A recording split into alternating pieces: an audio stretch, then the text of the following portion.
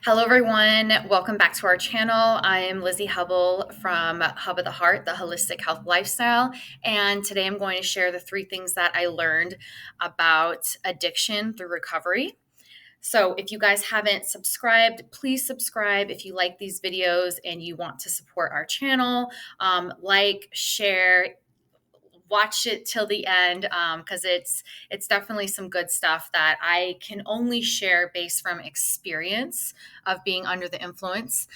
So we'll jump right into it. The first thing that I learned about addiction through recovery was that numbing our bad memories was actually numbing the good ones as well. So alcohol doesn't distinguish between, oh, this is a good memory and this is a bad memory, so we'll just only numb the bad memory. No, it tries to numb, or it will numb, or will think it'll numb the good memories as well. And it wasn't until I got sober and I was an alcoholic, a raging alcoholic for since I was 16, I would say. And I am 5 years clean today. And I'm so grateful for that recovery journey so that I can share with you and with others that feel stuck in that sick cycle. But it wasn't, it was only from the grace of God that He took that away from me, literally smacked the taste of alcohol out of my mouth forever. Thank you, God. But I realized that the numbing from the alcohol was, yes, it really wasn't numbing the bad feelings, but it was also numbing the good feelings. And I was forgetting things. I was forgetting the good memories. People would be like, do you remember this? Do you remember that? And I'm like, no, I don't. And then it wasn't until a couple years after I had to actively start remembering things again and be like, kind of in chronological order, remember my life. And as crazy as that does sound, it was a process and a practice for sure. So number one is alcohol or any chemical does not just numb the bad memory, it will also numb the good memory. And it will also make you believe that that good memory was also a bad memory. So it does play tricks with you. Okay.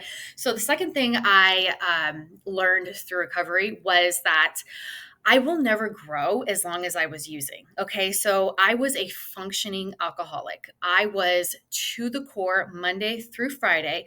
I was sober, but on Friday night and Saturday, I was a binge drinker. Okay. My dad was the same way.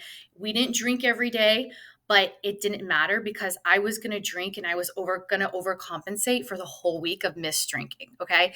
So, I was trying to get better, trying to learn things about myself, trying to just be a better person, but it didn't matter because I was using alcohol to numb my trauma and dysfunction, and it doesn't matter how many steps forward I took, I was still going to reset at the beginning of the week. Every Monday was a new reset, and it wasn't until Wednesday when I would finally feel like, okay, I'm okay, but then and then I'm like, oh, I'm not going to drink. But then Friday would come and I'd be like, oh, I need to drink. It was a rough week. And I need to drink because it was a good week. And I need to drink for this and I need to drink for that. So we'll always make excuses of why we need to drink, but we need to just stop that cycle. If we're truly ready to stop that cycle, then we will be able to. Okay.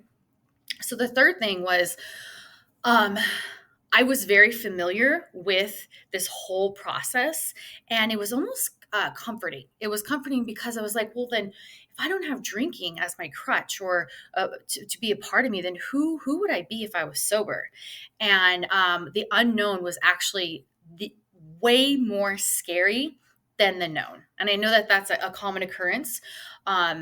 That we'd rather go back to what we know to be true, which is I know that I'm going to feel this way, or this is the effect that I'm going to feel. But what if I'm sober and what if I don't like me? What if I don't like who I become when I'm sober? And that, you guys, is 100% the enemy trying to tell us that we need this chemical or this dependency or this compulsion to make us feel safe. You guys, it is such a lie. I'm here to tell you 100% is such a lie. So just kind of just bucking up, prayerfully asking God, please, dear Lord, please take the taste of this addiction or this compulsion out of my system. Please, dear Lord, I can't do it anymore. I don't know what the future looks like, but I know that I can do it with your strength. And it's got to be better than what I've been doing. Okay, so those are the three things that I learned through my addiction, through recovery, and I hope that this helps someone out there to be strong enough and be brave enough and confident enough to be like, I don't know what's coming, but I know it's got to be better than what I have going on. Okay. So, I will see you on the next one. And if you guys just need anything, please let me know. I'm here. All right, you guys. Bye.